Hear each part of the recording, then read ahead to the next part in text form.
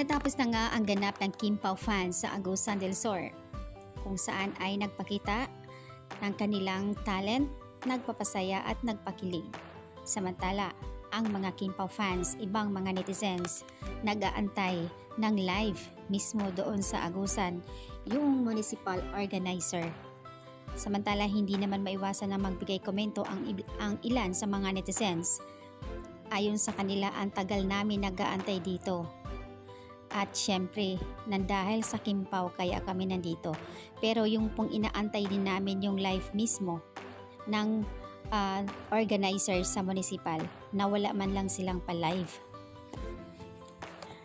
Kaya naman po, hinihiling namin na magkakaroon ng live. At syempre, yung mga Kim Pao fans na nasa ibang probinsya at nasa NCR na gusto rin silang makita. Or else, yun talaga yung purpose nila na mauna silang mag-upload. Kaya siguro walang live na nagaganap.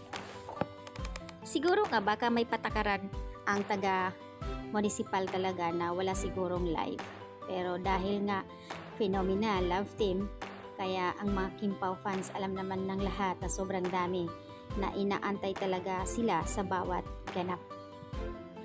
So ayan, mismo dito sa post ng municipal sa PPIO na nagko-comment ang mga netizens dito.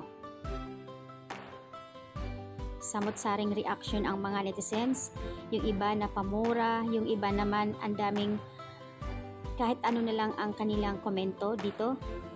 Dahil nga sinasabi ng iba na sobrang damot ang organizer ng municipal na ito, Agusan del Sur.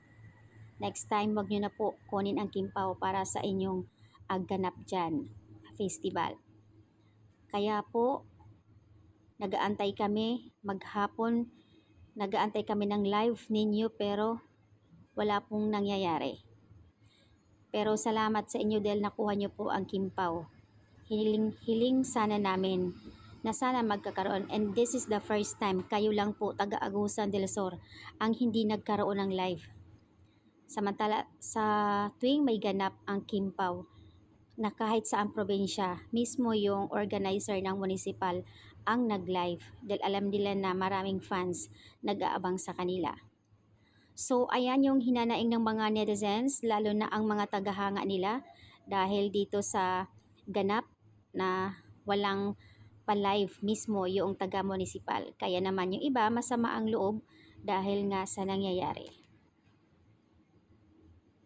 Pero iintindihin na lang guys kasi nga parang nagkakaroon nga ng notice ang municipal, late na ata nila in-upload or sinabi na nagkakaroon ng notice sila na bawal magkakaroon ng live.